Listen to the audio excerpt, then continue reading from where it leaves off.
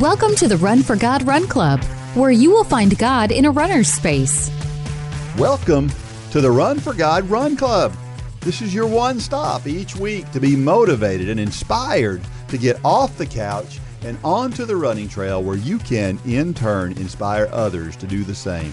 Let's learn, laugh, and leap into running together, giving God the glory for what we are able to do in His name. Amen. I am your running host, Dean Thompson.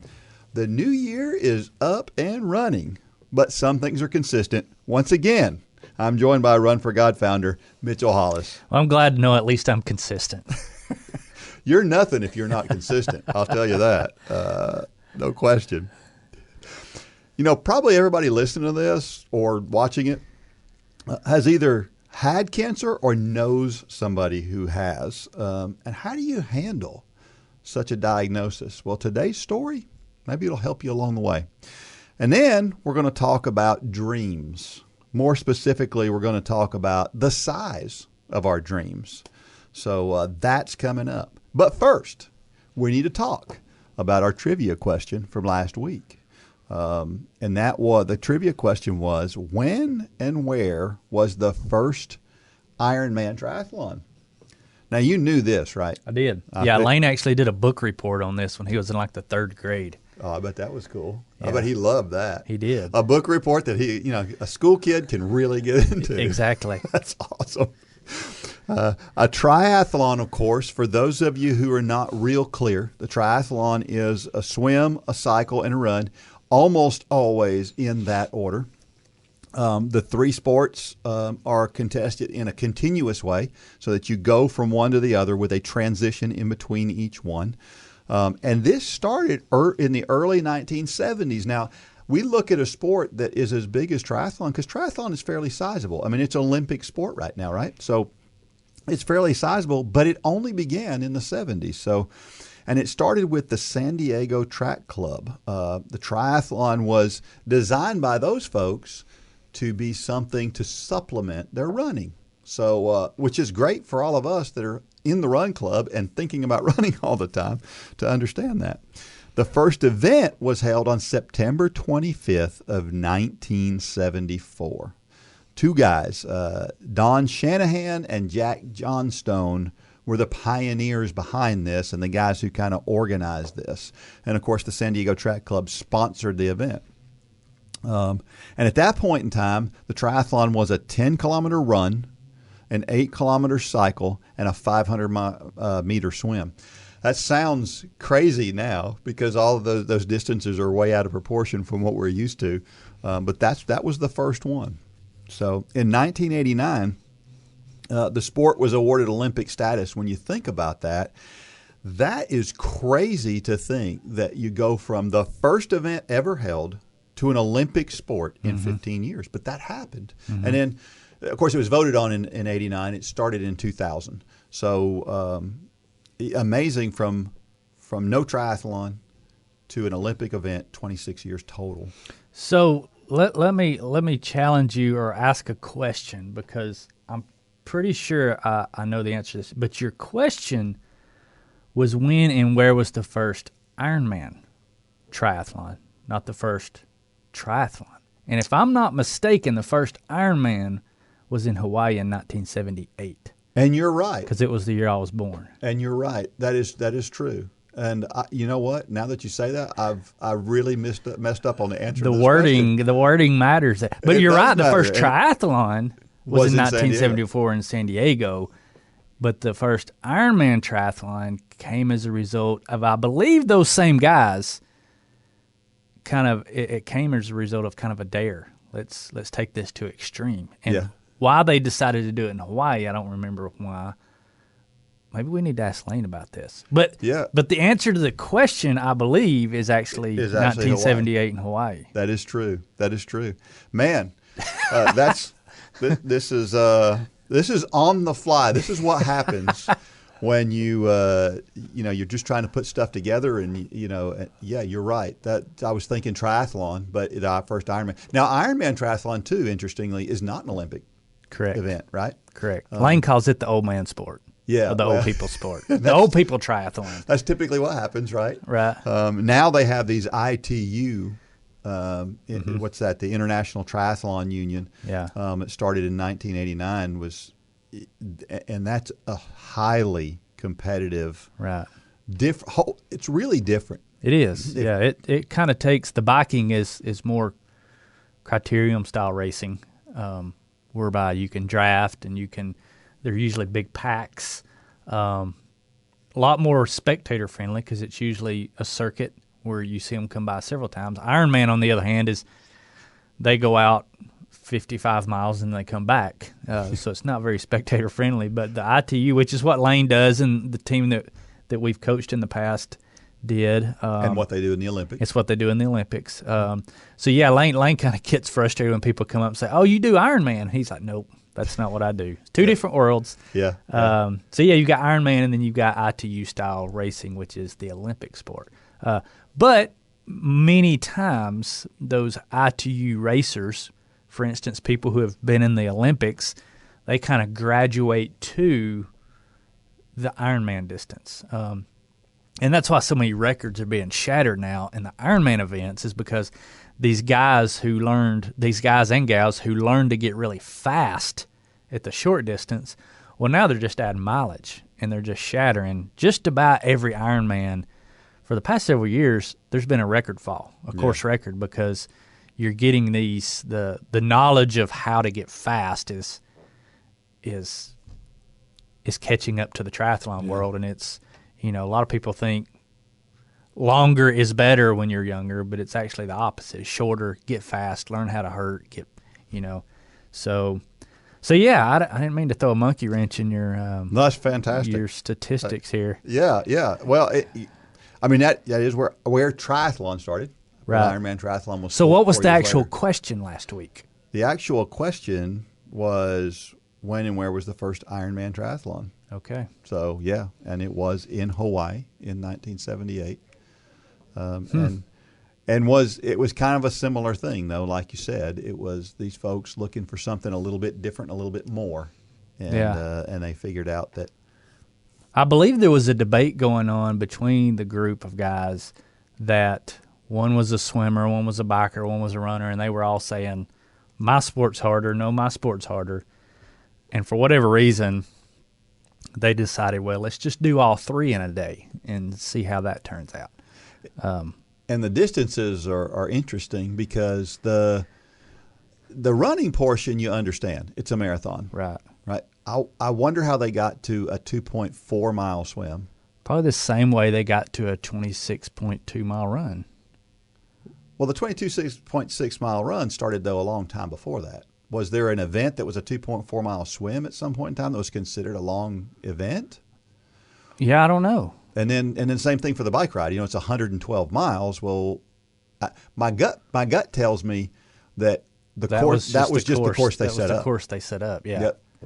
And they decided to make the run 26.2 miles because 26.2 miles made sense because it's a marathon. Exactly. Yeah.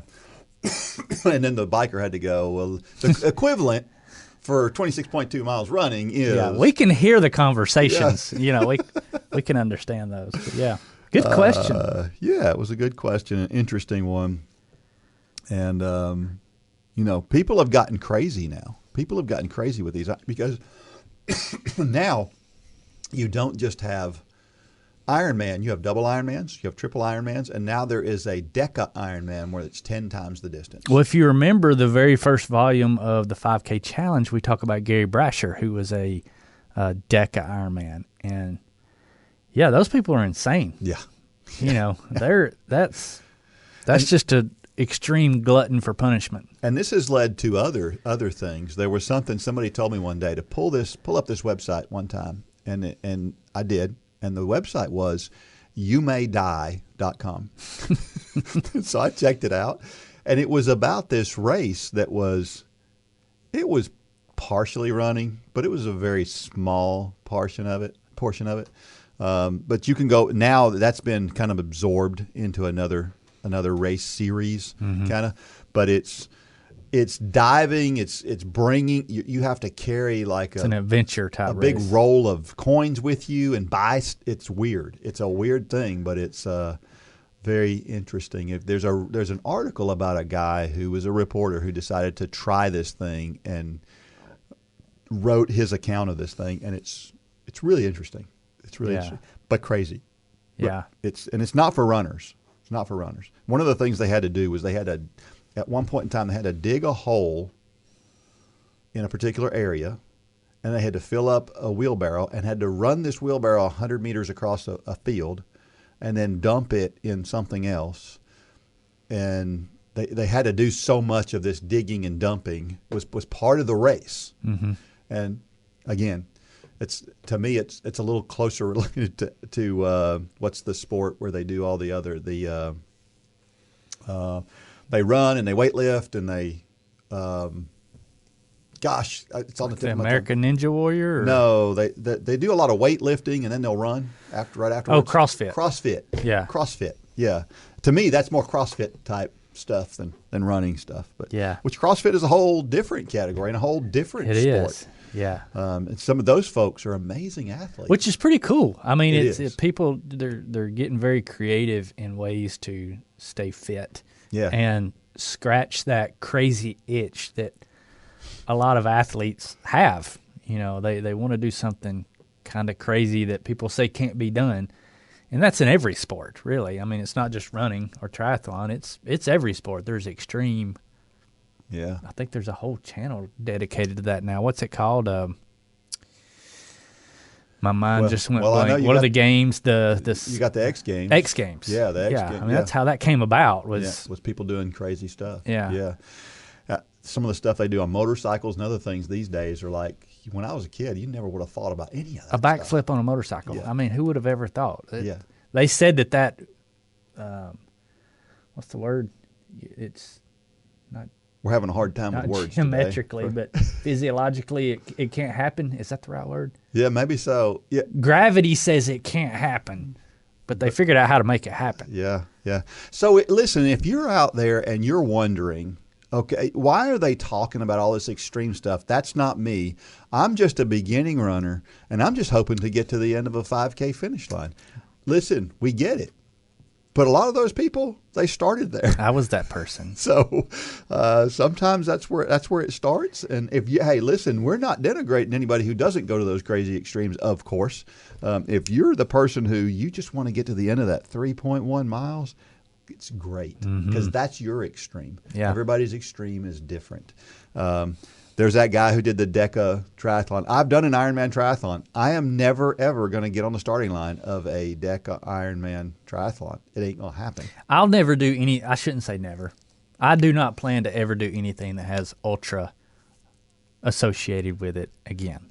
Ultra marathon, ultra Ironman, ultra whatever. I just maybe that'll change, but I don't think I'll ever do that again. I've tried it a few times and not for me. Yeah. Some guys love it. Some guys and girls, they love the longer the better. You know, how many blisters can I get and malnourished can I get on a run? And it's just not appealing to me anymore. Yeah. Well, their motivation's not a lot different than that beginning runner who wants to get to the end of the 5K finish line. It's the next step. Mm-hmm. So some people just want to take way more steps than others. Sure. Hey, don't forget that we have a Strava group out there that if you're a runner and you use Strava, of course, it's really easy to join that Strava group. But I had never used Strava until, I don't know, 8 or 9 months ago when we set up this group, and I thought, well, I better join. Man, that group's gotten big, too. And the group's gotten big, and it's really neat to go back and look and see what everybody's doing. So it's kind of, if people don't know what Strava is, it's kind of, I compare it to, it's kind of like the social media for endurance athletes. So it's where you post it's a lot of times it'll sync with your Garmin or your Suunto or whatever hardware you have for your run. But you can, there's segments and things that you can kind of break. It's kind of it turns into a community of workouts. Yeah. You can see other people's workouts, and you can see yours and look at all your stats, and they create these little competitions inside of it, and it's really cool. Yeah, it's encouraging to go in there and see what everybody And is if you're doing. a Run Club member, you can join the Run Club Strava group. Right. Yeah. And you can see what other people in the Run Club are doing. And I know that some people have asked me, why don't I post my workouts and stuff on the Facebook page? And it's because I just never have been that way. I've just never done that. And Nothing wrong with it. Yeah, and so I just don't do that. And so, but if you want to see my workouts, they're in the Strava. Yeah, Strava. That's what it's built for. Yeah. The Facebook. It's more built. The Facebook group is more for conversation and encouragement, but the Strava, that's what it's all about. And just so you know, if you've tried to join and you weren't able to get in, it's because we do check to make sure that you are a member of Run Club for two reasons. It's a perk of being the Run Club, but we also don't want some weirdos in there. Yeah. We really vet who's coming in, and if you're a member, then we consider you one of us, and we'll let you in. But if we don't know who you are and you tried to get in, then chances are we denied you, and it's just because it's a little bit, not that it's personal information, but it's information that you don't just want the whole world to see. So that's kind of an extra step we take, that we personally look at each name that requests to be on there. And listen, if you've got, depending on the watch that you have, it can be extremely easy. Mine, I know that a lot of times I run with my phone because I'm listening to a podcast or something, and by the time I hit stop and save, and when I hit save, like 10 seconds later, it's already uploaded. Well, if you use Garmin Connect, it'll do the same thing. Yeah. As soon as it hits Garmin sends it to Strava. It gets into Strava quicker than it does Garmin Connect. Yeah. So Go figure. Well, as always, we are proud to be sponsored by the world's greatest digital music platform, J Radio. If you haven't checked them out yet, what are you waiting for? You get up early before the kids for your morning workout. Spend some time studying or reading your devotion. And pick up the kids each afternoon.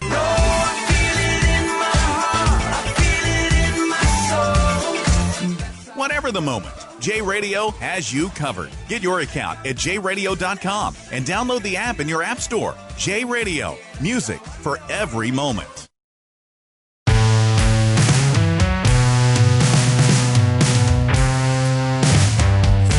And we are back. And don't forget that you can send questions, messages, whatever you have to dean@runforgod.com. My email traffic has picked up significantly over the past short while.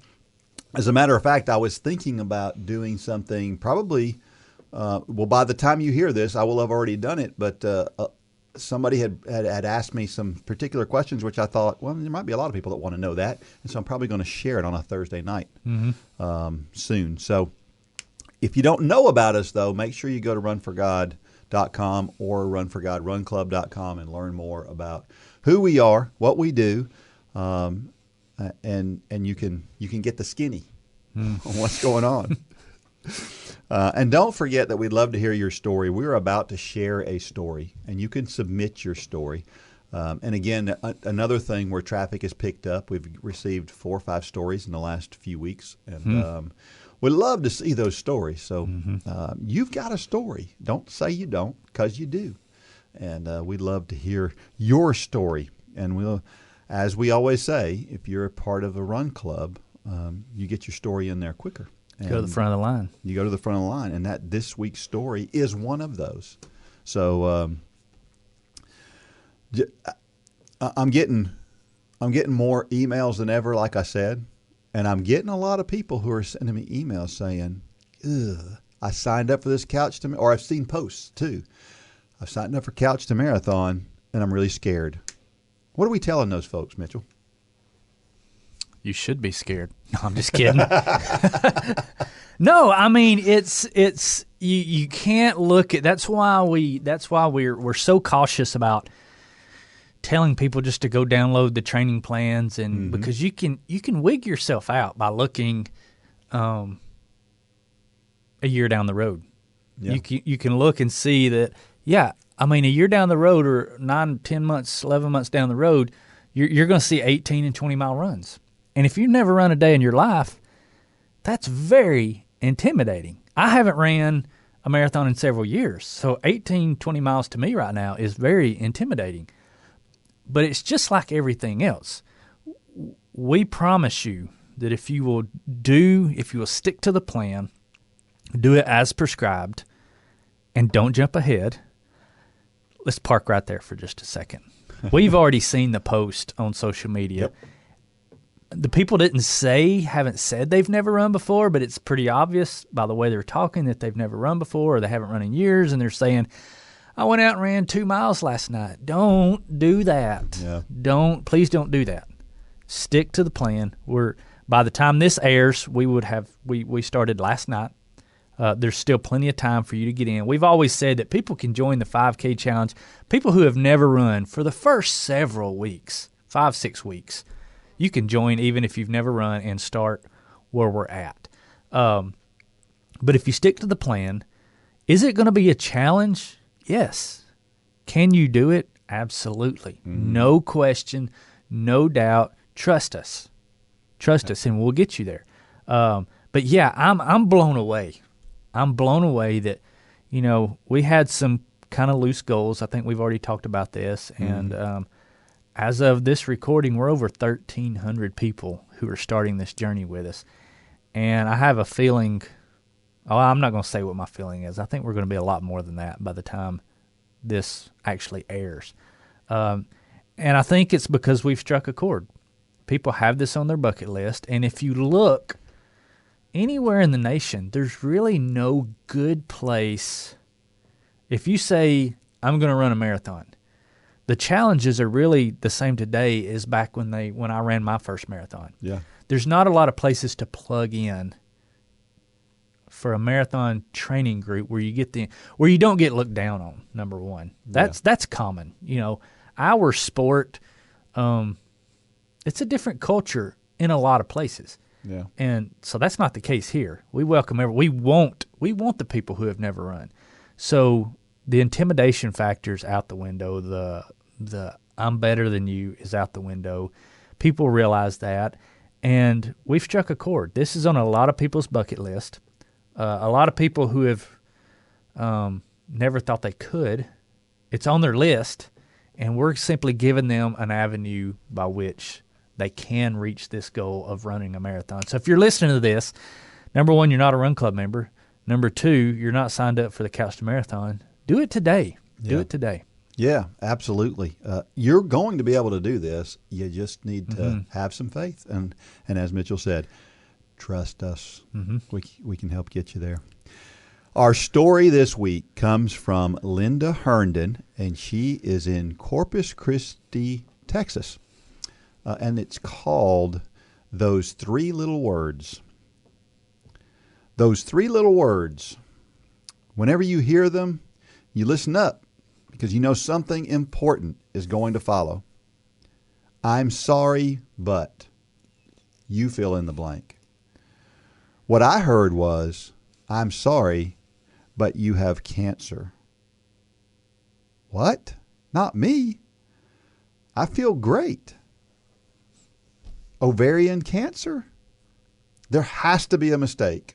Stage 4, that was almost 7 years ago, and it wasn't a mistake.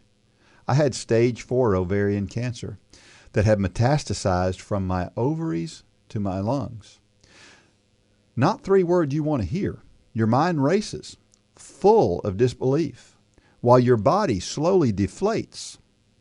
In a room full of people, you instantly feel alone. Been there, done that. Now I want to share a few more words with you. You are not alone. According to the American Cancer Society, a new case of cancer is diagnosed every 20 seconds in this country. It's impossible to find someone who hasn't been touched by cancer. A friend, a colleague, a relative, or maybe even yourself. Even at this alarming rate of occurrence, a cancer diagnosis is deeply personal. You have 2 choices. You can stay bitter, or you can fight to become better. better physically, mentally, and emotionally. It is not easy. You have been dealt a blow that you didn't deserve. Your new normal may include sickness and surgery, chemo and confusion. Welcome to my world. Does it sound like yours? Diagnosed stage 4 serious ovarian cancer in 2015. No instruction manual provided. Information was technical and non-personal. I was a statistic with a patient ID number. As a result of my fight, I have learned a few things I would like to share with you. A kind of manual on surviving Cancer 101. I'm sorry I won't cure you, but I pray it's going to make you feel better. Hopefully, it will help you find your new inner strength and not feel so alone in your fight. First, grab a package of tissues. It's okay to cry, sob, or even scream. Life's not fair. How will I manage? Things are out of control. I'm scared. Wow, that's a lot to handle. Allow yourself a good cry, but don't let yourself stay there. When the tissues are gone, so are the tears. Second, worship God. Faith in something bigger than yourself is crucial. The same Savior that set the stars in the sky created you and me. Kneel down, look up, and dig inside to discover the Creator and lover of your soul. The reward for this exercise will be peace. It's important to locate the source of your strength and peace. It gives you balance and keeps you from driving yourself crazy. Even by yourself, you won't be alone. The next step is hard because it requires putting one foot in front of the other. Exercise. Time to start walking. You must get started on a daily habit of incorporating physical activity into your new life. This time, you're on your own. No one can do this one for you. Start slowly stretching and walking. Each day, take one more step. Add one more exercise. Work through the exercises, and in time, you will enjoy amazing benefits. It's true. Laughter is the best medicine. Just put on a red nose and try not to laugh at yourself and feel better. Laughter is where modern medicine and miracles meet. Laughter has been proven to ease pain, improve attitudes, stretch muscles, burn calories, and release endorphins. It doesn't cost anything, and insurance can't bill you for it. Finally, it's chocolate time. Don't eat the cheap stuff. Save the good dishes. Don't eat the cheap stuff. Save the good dishes, or wait to apologize. Celebrate every single day and live your dreams. Work through your bucket list and then start a new one. Emerging new medicines used with faith, exercise, and laughter can give you a great life. Remember your two choices. Don't just survive, thrive. This one hit home a little bit for you, didn't it? It did. It did. You know, for people listening, I had stage 4 testicular cancer when I was 19 years old. But I think I was a little bit like Linda here. First of all, I don't think I ever fully believed I had cancer. Not because I doubted the doctors, but because I was an arrogant 19-year-old. So I remember I was pretty young in my career. I got into the building industry right when long before I graduated high school. I was working on job sites. But I'll never forget, when I was taking chemo, I made the decision that I wasn't going to have the pity party. I had the time that she talked about where I was pretty devastated when I got the news. But I decided that I wasn't going to stay there. And I remember I was drawing blueprints. I was making phone calls. I had a full-on, I made them put a little table in front of me at my chemo, and I had a full-blown desk. I had an executive suite in the chemo room, and the ladies, they loved it because I guess of my attitude. And I would watch people around me, and you would see all different kinds. You know, this chemo room, there was probably 15 of us in the room taking chemo, and most of the people were older. I was the only person probably under 40. in the room. And the people who stayed in that state that Linda talks about, man, it just drug them down. It affected their health. It affected, I'm not going to go as far as saying it affected their survival rate, but it affected their quality of life for sure. Yeah. And yeah, I remember I would make them put the IV bag on a portable rolling thing, and I would go walk around outside. I was the chemo patient that was walking laps around the hospital. And kind of a funny story, I even figured out, this was back before IVs were digital, and they had the little dial on them. And I got to watching the lady one day. My chemo took about 6 hours to do. And I figured out that dial was speeding up the drip. And so she set me up, and she turned around and walked away while I reached up and sped the drip up. And that day, my bags were over in like 3 hours. And I'll never forget the nurse. She said, "Have you been messing with this drip?" And I said, "Yeah." I was 19.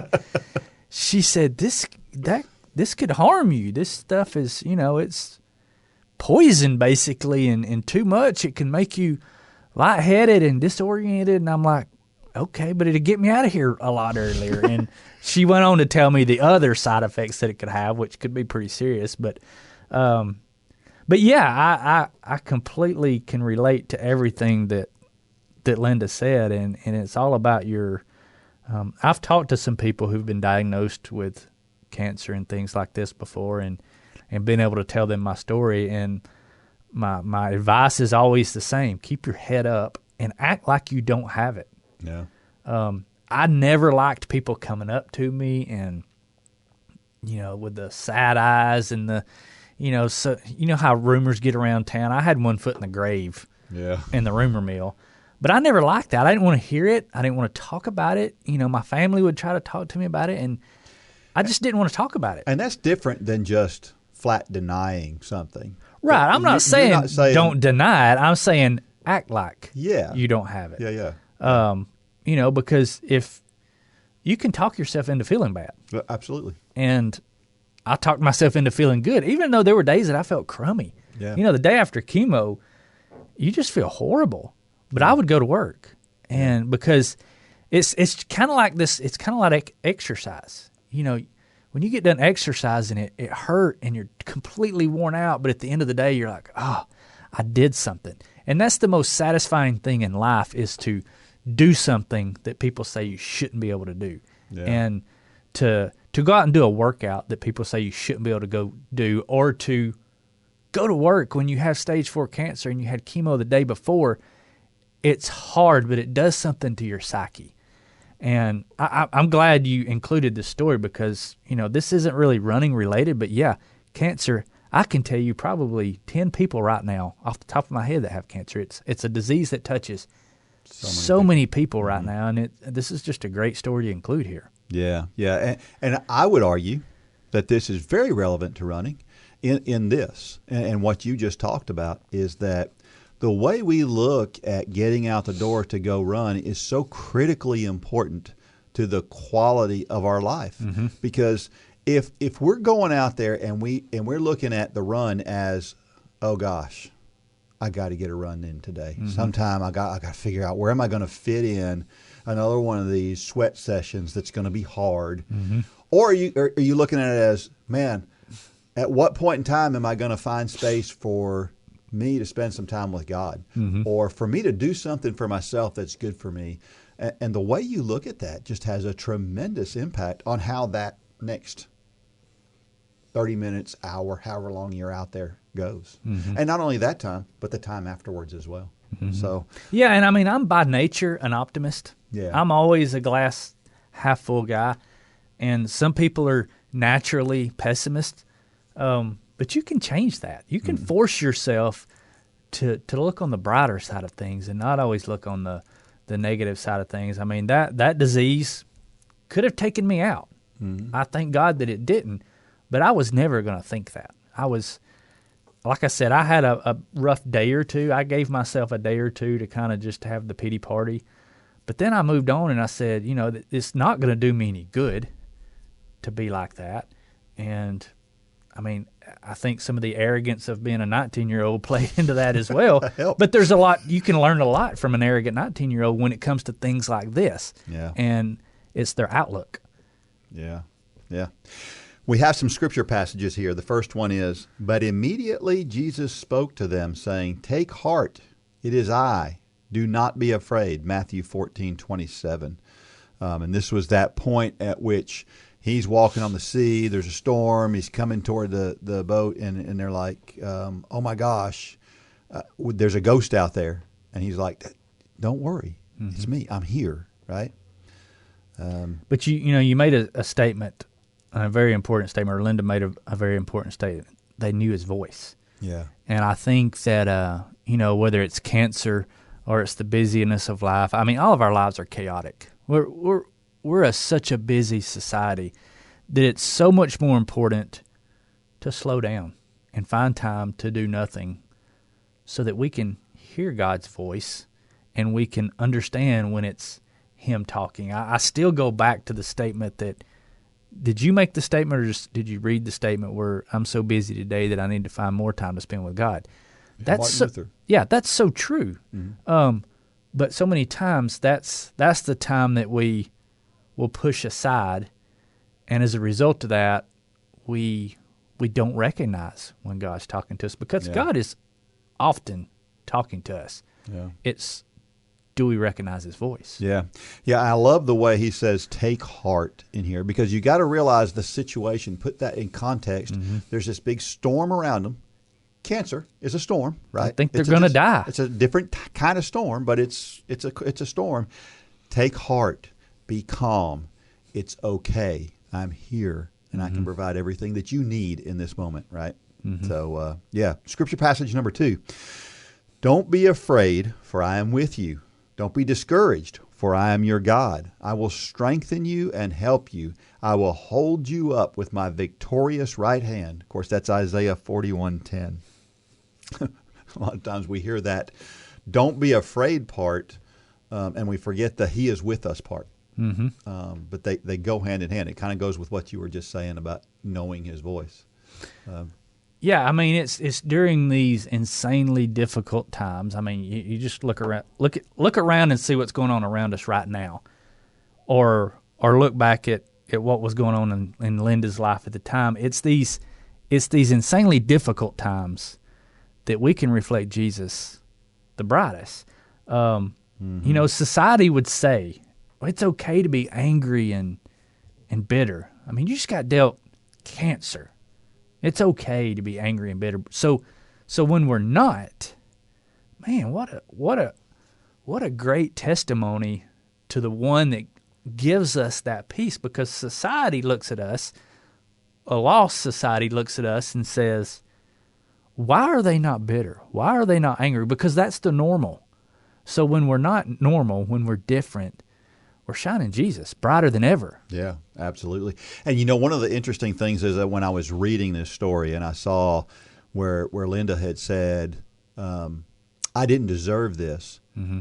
In the context of the cancer story, that I get that, and it makes sense in that story. But think about this: we deserve a lot worse. I mean, we're all sinners and condemned to hell, and so we deserve worse, right, but we can live better because of what he did for us. Exactly. So, Scripture passage 3, "Faith is the assurance of all things hoped for and the conviction of all things not seen." That's Hebrews 11:1.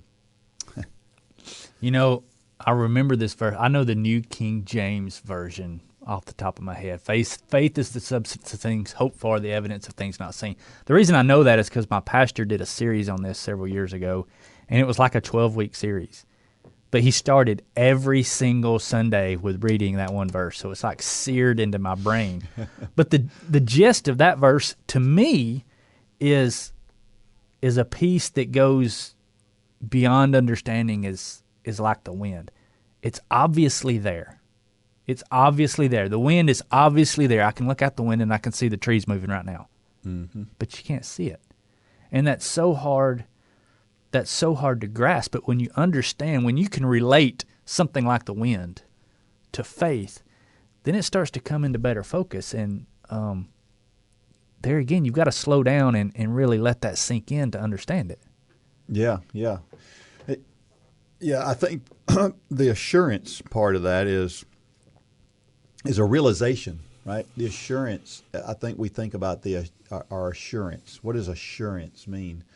And assurance is not just I heard something good and it's positive and it makes me feel better. It's the realization of what's going on there, and I just think that's a big thing and a big difference in the way a lot of times we look at that statement.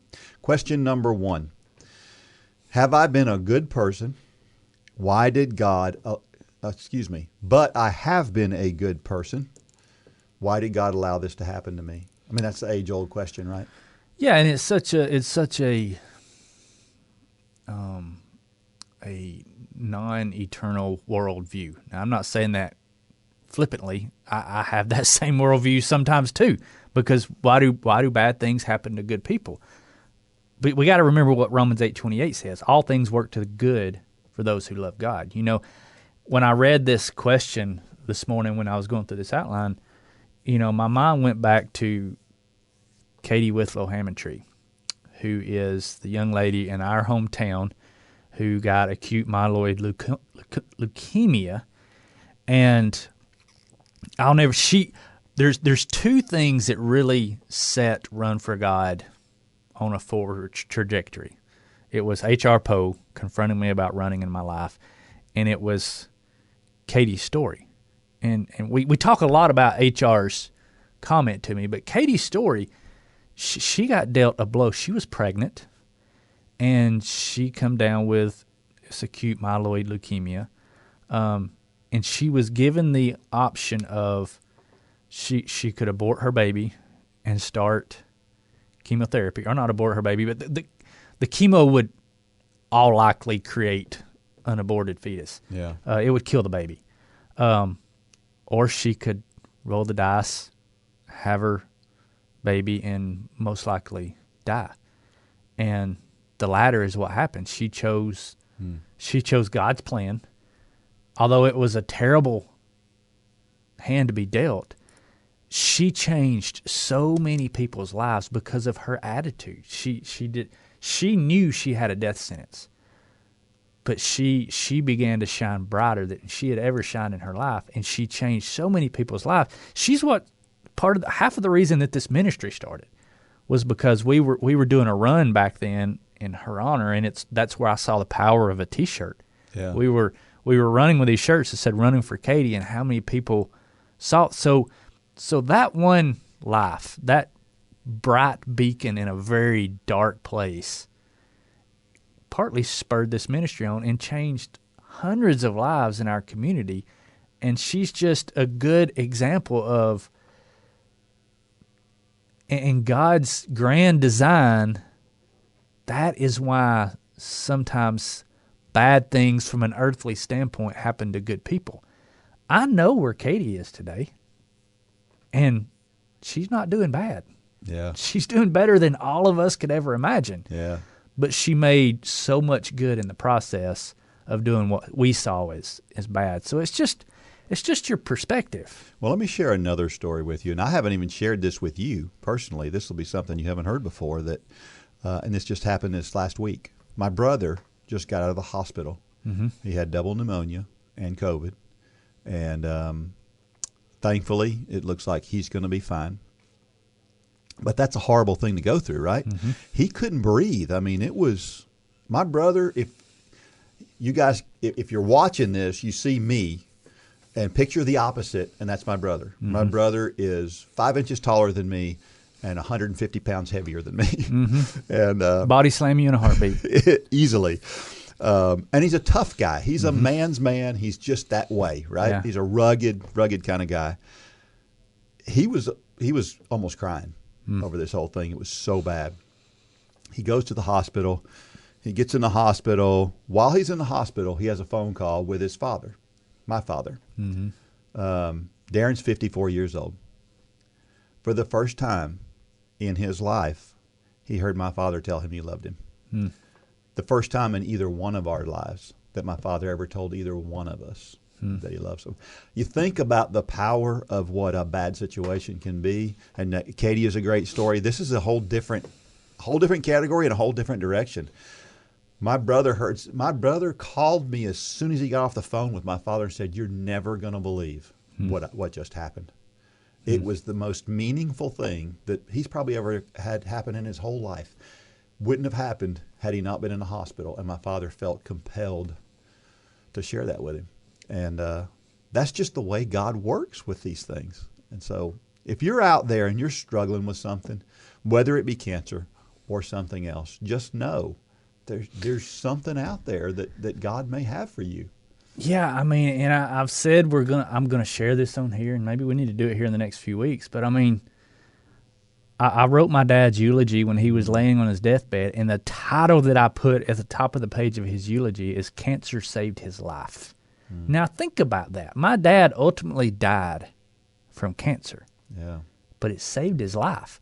And that's one of those situations where I get it. I get why bad things, and I put those in air quotes, because in the end, from eternal perspective, they're not bad things. They're crummy, crappy things that happen here on this earth. But from an eternal standpoint, from God's perspective, which we can't understand that. We'll never understand that on this side of glory. We may never understand that in glory. I hope we do.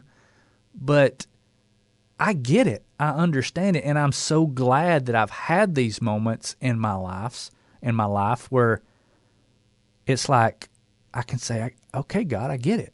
I understand it. And that's why, and we're going to go into some of these other questions on down, but it's why I don't have a fear. I have a peace. If that came back to me, cancer or whatever, I have a peace with that. And that's how we asked the question before a race, do you know that you know that you know if you died today, if you met your mortality, where you would spend eternity? If the answer is yes, then you have peace. Yeah. You don't see these necessarily as a bad thing from an eternal perspective. But if the answer is no, then you don't have peace with that question. And I challenge everybody listening to this. Think about that question. Do you know? Does that make the hair on your back of your neck stand up and kind of make your stomach start turning? Or does you have that warm peace come over you?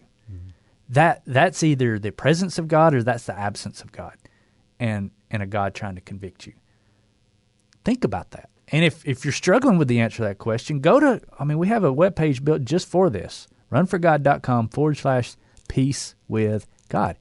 It's named that for a reason, because there either is peace or there's a lack of peace. There's no gray area in this conversation. So we didn't plan on getting on this conversation, but if you're listening, I mean, really, go to that webpage and you're going to find all you want to know about exactly what we're talking about. And that's the way you deal with not just fear over your mortality, but fear over anything. That's the way to overcome fear. And absolutely 100% true. My mother, she had cancer in the years before she passed away, and it brought her so much closer to God because she realized at that point in time that's where she could get rid of the fear. She got it, and she did.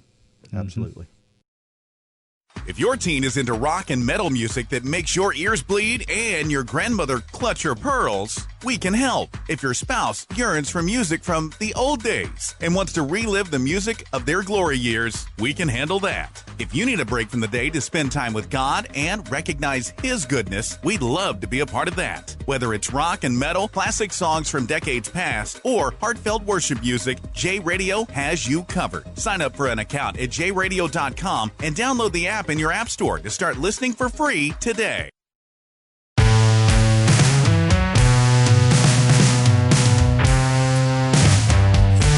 All right, we are back, and boy, isn't it exciting to see Run Club growing like it is growing. It's crazy. It's keeping us. I had to call in the troops last night.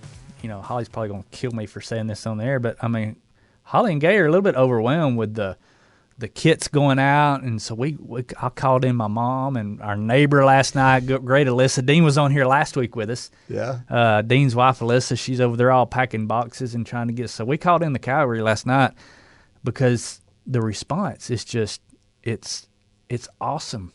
Yeah. I mean, it's incredible. I think it's going to be so fun to start this Couch to Marathon Challenge. It is. It's going to be a challenge, but you've got. As of right now, you've got 1,300 of your best friends doing it with you, so it's gonna be fun. Yeah. I think we're seeing God do things that is amazing right now, and it's cool. It's time for Dean's Thoughts, and that's a time when I share something I've written about the intersection between running and faith. Have you ever thought about the size of your dreams? I think it's important. Let me make a case for that, for those thoughts right here. And this is entitled, How Big Are Your Dreams?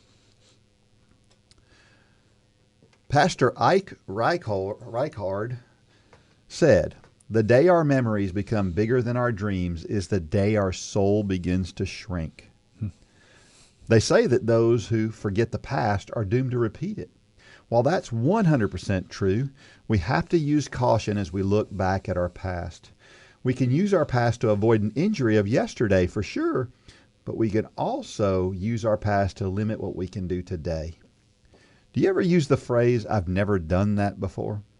Of course, we all have. And when we think about that, there is a potential to follow that thought with, so I can't do it now. What we have accomplished will often shape what we think we can accomplish. Or maybe you're on the other end of that spectrum like me. You see, my mother told me when I was young, son, you can do anything you put your mind to. Well, I believed her. And to this day, I tend to go a little past where I should because I think I can do anything. At my age, though, it's not always a wise thought. Kind of like jumping over that fence. Just because we have done something doesn't mean we can do something. I could dunk a basketball when I was in college. I can't touch the rim now. And although I could work on it and maybe get to the point where I can touch the rim, there is no way that I could ever dunk a basketball again. Sad? Well, maybe. But there are a million things I can do now that I couldn't do then. I think it's a fair trade-off. Back to the quote. We should be living for today and tomorrow and not yesterday. I love to talk about the old days when I could run really fast, but I can't run that fast anymore. There's nothing wrong with talking about it or reminiscing, but I have to draw a line. Today, I think about being the fastest version of myself that I can be right now. That version is going to slow down as I get older, and that's fine. I can't get hung up on what used to be. I can still have dreams. Those dreams are different than they were 40 years ago, but I can still dream, right? When we stop dreaming or thinking about what can be, we are relegated to the whims of the world and whatever gets our focus today. Like we're drifting down a river and are going wherever the current takes us. But maybe we don't want to go where the river goes. Maybe we want to swim back upstream or take a tributary somewhere. Or maybe we want to get out of the river altogether. The bottom line is this. It takes effort to dream. We have to be purposeful about it. Then we have to expend more energy to realize those dreams. They don't have to be huge dreams, but we need to dream. And those dreams have to be larger than our memories. Use the past to guide you through the future, but don't dwell on it or keep living in it. Paul said this in the letter to the Philippians in chapter 3, verse 13 and 14. Brethren, I do not count myself to have apprehended, but one thing I do, forgetting those things which are behind and reaching forward to those things which are ahead, I press toward the goal for the prize of the upward call of God in Christ Jesus. Paul understood that it was important to keep pressing forward, to keep trying to be better for Christ. Because he was humble, he understood that he would never achieve perfection, but he would keep refining what he was doing and being the best version of himself he could be. And that's who we're called to be today. We should learn from our past, both physically and spiritually, but then we should dream of living a life that God would look at and say, "Well done, my good and faithful servant." Then we should quickly move on to taking all the steps necessary to reaching that dream. No matter who you are, there is a better version of you just waiting to be molded through your purposeful action. Dream today, execute tomorrow, and move down the road to a better physical and spiritual health. That's a good story, Dean, but I need to address the 800-pound gorilla in the room. And that is? You said back when I was fast. Now, if my memory serves me right, in the past 6 months, you've ran a sub-5-minute mile and you've broken 2 state records. That's kind of a slap in the face to us non-fast people. Well, I apologize to those folks. But when I come, I've always said this. There's always somebody faster. There's always somebody slower. True. And, for a sub-5-minute mile to a college athlete is like a turtle, right? But to us, it's fast. To a 55-year-old, it's fast. To a 18-year-olds that can run sub 5 minutes for the mile are a dime a dozen. That's true. But you made it sound like you were like a 7-hour marathoner or something in the story. But yeah, I get it.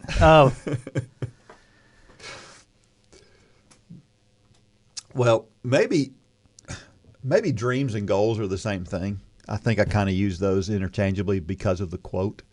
I heard somebody say one time, goals are dreams with work boots on. That's a good way to put it. I like that. Yeah. It's a little bit different perspective. Yeah. And we all know that person who's stuck in the past, don't we? Yeah. Who they just can't get by the fact that things are different today. Mm-hmm. That they don't have the same resources they had, or they don't, whatever the case may be. There's a million directions we could go with that conversation. But so many people are living in the past. And I'll never forget, I talked about my mother a little while ago, and I remember going into her house, and it was so apparent that all she was doing was existing. Mm-hmm. And she was existing because she pined for the past. Mm-hmm. She worried about what was and wasn't worried about what is to be. And I remember seeing that for several years. And it took her having congestive heart failure and being in the hospital to realize, things really weren't that bad. Mm-hmm. And it woke her up. And then it completely changed her. She strengthened her relationship with God at that point. And she realized there was something to live for today, that there were reasons to be alive today. And there are reasons for all of those folks who are stuck in the past and are dwelling on something that happened. Maybe it's one event that happened in the past, something bad that happened to somebody. And you see those people who they can't get past that thing. God can help them get past that thing. Yeah, or it's the guy. I mean, I know these people that, they're 50, 60 years old, and they were a high school football star, and they talk about those days as if it were, to hear them talk, you would think it was yesterday. Mm-hmm. But they've been having those conversations for 40 years, and it affects them. I mean, it affects them in a negative way. I mean, it's good to have memories and milestones and things like that, but that's what they need to be, is just memories and milestones. But we always need to be looking forward. If you don't have goals and dreams out in front of you, that's not a good thing. That's why we always talk about goals and dreams and having them written on your bathroom mirror or however you do it, because that's keeping you looking forward. Otherwise, you're just going to continue to look back. And that's where many of the people listening to this are. They're in this marathon quest, and that's a dream, and that's a big goal. And as we've said, we've got all those steps planned out. Mm-hmm. And I did a video here recently after a run one day, because it just hit me, that we're doing all the macro planning. Mm-hmm. We've got all that. It's already there. The underlying portion of what needs to be done is done. The plan is there. The micro planning is what matters. And that's you every day, getting up every day and getting done what you need to do. And that's for the marathon program. But it applies to everything in life, right? Yeah, Everything I'm sitting here we do. thinking, what? Yeah, we've taken care of all the little steps. Usually, a lot of times when I'll put a goal up on my mirror, I have the goal, and then I have all the steps to get to it. But in the Couch to Marathon, we've kind of taken care of all those little steps. So maybe we should just go. Maybe I should do this too. Just go into our bathroom mirror, and as big as the mirror is, just write 26.2. Yeah. I mean, that would get your attention every morning, wouldn't it? It would. If you do that, send us a picture. I would love to see that. Yeah, and it would motivate. That would be motivating. Yeah. To have that right there. In front of you. Talk about a focus on a goal. That would be pretty cool. Yeah. One of the things I know about dreams, and I think this is a good quote to end on, is dreams never die unless you let them. Mm-hmm. If you've ever participated in any sport, you've probably met a great coach. Great coaches inspire us to do more than we ever thought possible. You can be the leader that helps others achieve things they never thought possible. You, yes, you have the ability and the opportunity to be that person. All you need is a heart to help people and the ability to follow a plan. The Run for God 5K Challenge will come ready to help you inspire those around you. The step-by-step guide will direct you how to plan, pray, and train people both physically and spiritually. You can help them become more fit in their health and in their walk with Christ. Share your passion. Go to runforgod.com to find out how to inspire others to accomplish big things.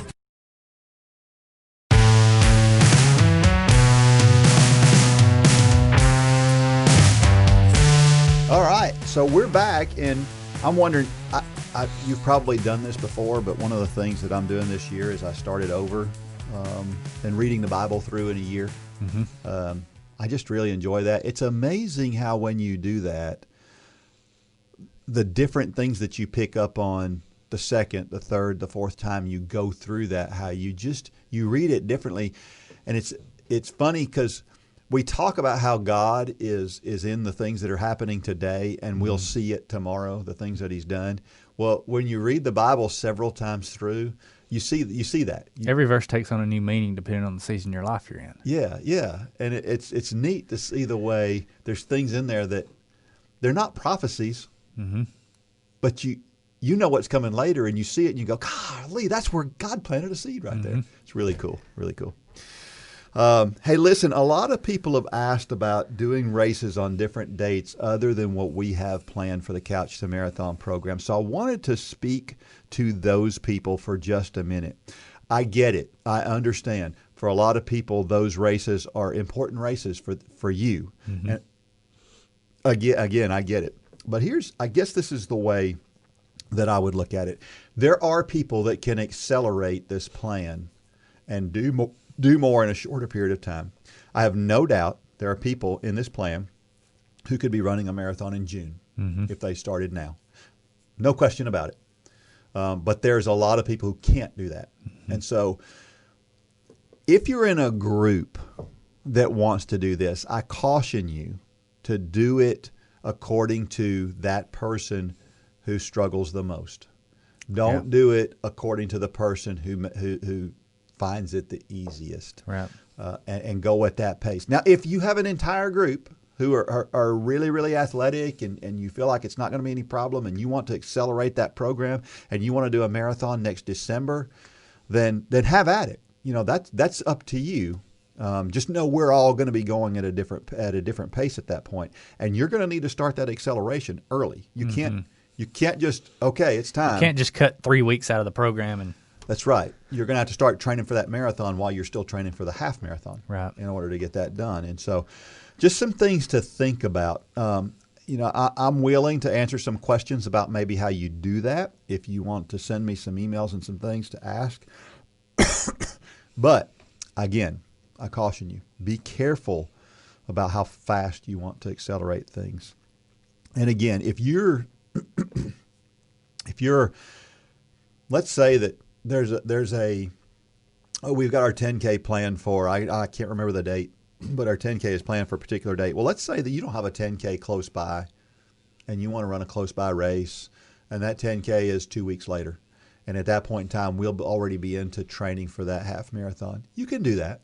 That's okay. You can put it off for a week or two and do it and put it in the middle. It's better to go later than earlier, though. Absolutely. And for some people, they might be able to go a week earlier, maybe a week earlier, but not too much more than that. So just be careful. We've said it a million times. We opened up this podcast with it. Don't do too much. Right. Just resist the temptation, because we're athletes. That's our nature, is to do more, hurt worse, all those things. But with training, with the volume of training, it can put you on the sideline. It can make you hurt. You can wind up hurt and not being able to finish this. So it's, even though you may say, well, I feel like I'll be a little undertrained, for my taste to come into that marathon doing it this way. I would rather come into a race a little undertrained than injured. Yeah. Injured's going to take you out. Right. Undertrained is, you're just a little undertrained. Even though I don't think anybody's going to be undertrained for this. We're gonna be spot on the day of the marathon. But just trust us. Trust the training. We have a lot of people who want to change it, and that's okay to have that desire. But this plan is built for a specific purpose, and just trust us. Yeah. Okay, it's time for trivia question time, and this question comes up because I was trying to think of a person who was a marathoner who started at a humble beginning, let's say. And so that's who this woman is. So there was a woman of Japanese descent that held the world record in the marathon and the half marathon at different points. She began running when she came to the United States in the 1960s. Who was she? I have no idea. And I would say that's impressive. If there's anybody that knows this off the top of their head, A, they have to be as old as I am, and B, you got to be really good at your running history to know this one. I think this one's going to take some real digging from some folks. So for everybody out there who says, I'm too old to start this program, take a look at this lady. Well, now, she didn't start in her 60s.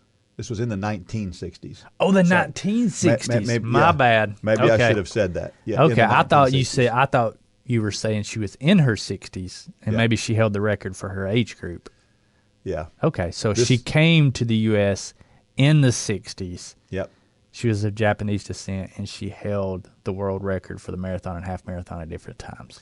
Yeah, and there's a little bit of I've read a couple of different things, but I saw a movie that was made about her life. Mm-hmm. There is a movie out there about this lady, and it basically pictured her as coming to the United States, and then she meets this guy, and this guy's a runner, and she wants to get to know him better. He eventually becomes her husband, but because she wants to know him better, that's why she starts running.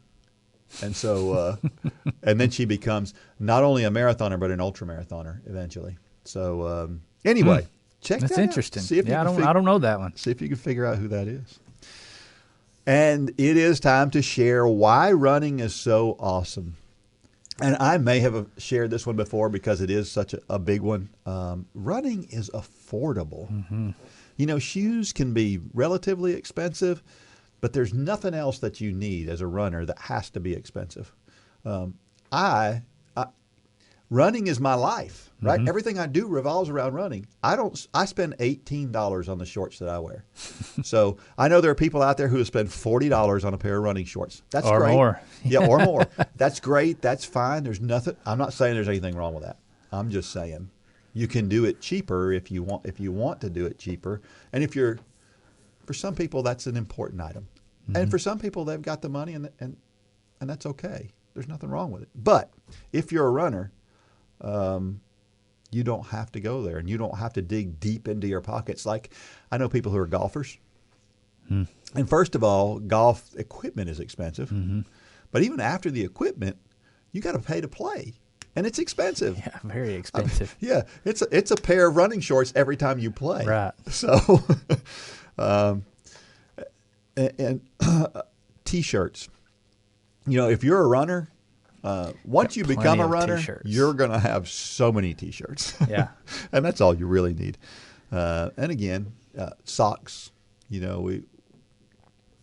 A lot of people spend a lot of money on socks, spend $15 a pair on socks. The socks I wear, $3 a pair. Mm-hmm. I'm in the same boat. Yeah, I mean that, and I like them. And I've been wearing them now I've been wearing the same socks now, not the same pair, the same brand of socks. I buy more as they wear out. I wear holes in them eventually, and throw them out. And then, but I've been wearing the same ones probably 20 years. I've been wearing the same one for 10 years. It's the kind where you can buy 6 pair for $20. They come in the big packs. And, yep, that's why I buy them. Yeah, you start buying them one pair at a time, and they get really expensive. Yeah, and of course, there's a bunch of other stuff out there that you can buy. Yeah, you can buy a GPS watch, and GPS watches can be very expensive. Mm-hmm. But you can also use your phone that does the same thing a GPS watch does these days, right? So. Yeah, luckily I get the hand-me-downs now. Yeah. Lane used to get my hand-me-downs. Now I get Lane's hand-me-downs. So it's funny how the tables turn. And it's all good. So our motivational thought of the week is this. Again, we're on this marathon theme. So the marathon is not really about the marathon. It's about the struggle. And it's not only the marathon, but the training. Mm-hmm. And this comes from Bill Buffum. He's from the Boulder Roadrunners, and the Boulder Roadrunners is a very well-known group. I run this USATF Masters Championship every year, and there's always a team from Boulder there. Boulder is a running mecca. It's not only a running mecca; it's a triathlon. A lot of triathletes there. A lot of altitude. Yeah, because of the altitude.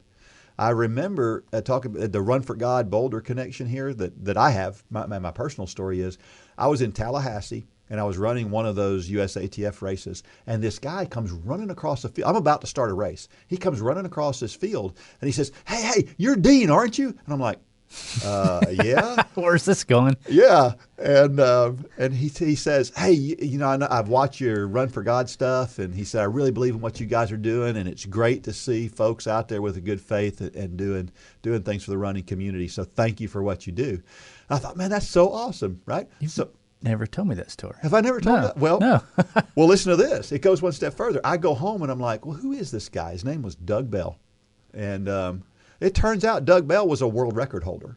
Really? Doug Bell wasn't just a somebody that just happened up on Run for God stuff, but Doug Bell now he's in his mid-60s. I think maybe he just turned 65, maybe, but was still running sub 38 Ks at 60 years old. Wow. So yeah, he's a fast guy. He did own a running store in Boulder. He has since sold that running store, and now he does some. I guess he helps out the homeless, and that's basically what he does for his job these days. I've never heard that story. Yeah. Cool. Yep. So, and again, this whole idea of the marathon, it's the experience that's great. And it's what makes this group so great is being able to do this as a group and experience this as a group, and having somebody to go and share with that understands what you're going through. When you go through something tough and somebody else is going through it with you, there's a bond that's created there. Yeah, it's like Army folks that were in the Army. That bond that people that shared a foxhole have, right? There's nothing like it. I mean, the only thing maybe stronger than that is it's familial, right? Right. So, yeah, it makes it great. So, hey, listen, we're headed for a great 2021. As Mitchell is fond of saying, 2020 was the year of the dumpster fire. 2021 is the year that makes things better. It's going to be better this year. It's going to be better this year. And January 2022, we're going to do something fantastic. I think we're going to make a statement in Orlando in 2022. And it's going to be fantastic. Yeah, I'm excited to see what God's going to do here. Amen. So go out there and share this podcast with other people. Let other folks know who we are. Make sure that you go out there and you rate us and you tell other people about us. And we just want to make sure that we're sharing Christ with as many people as possible. And we've done that today in this podcast. And so this is a great way to find that person who may be a runner out there and doesn't know who Christ is. Maybe this is a good way to share with them. On that note, and I know a lot of people on here are not on the we call it the God Winks text list, but it's anytime somebody makes a decision to follow Christ through the Run for God ministry, not as a result of anything you or I are doing, but through this ministry, they have an outlet where they can let us know. In the past 7 days, we've had 8 salvations. Yeah. 8 salvations in 7 days as a result of what God is doing through this ministry, but also as a result of the support that we get from these Run Club members, instructors, students. These are the people who make it possible for us to wake up every day trying to figure out how to shine the light of Jesus to a lost and dying world, primarily through the sport of running. And if you don't have those God Wink texts, if you don't get those, look on the social media pages. There's instructions on how to do that. But those are the highlights of my day. Yeah, absolutely. I mean, when those come through, we had 2 days last week where 3 came in each day. Yeah. And it's just incredible because that shows that while you and I are sleeping, God is working. Yeah. And it's incredible. It is incredible. Yeah, if you haven't signed up for those, do that. And listen, if you're out there and you are sharing with other folks, God bless you. Mm-hmm. Thank you for all that you do, because the truth is that without you, we don't have a place to do this. Mm-hmm. And so thank you for being who you are and being faithful. Now may God bless every step of every run. Go out there and shine your light. Good job, Dean. For more information about the Run for God ministry, go to runforgod.com. If you have questions about your salvation, click on the Peace with God tab. There's nothing more important. Thanks for joining us today.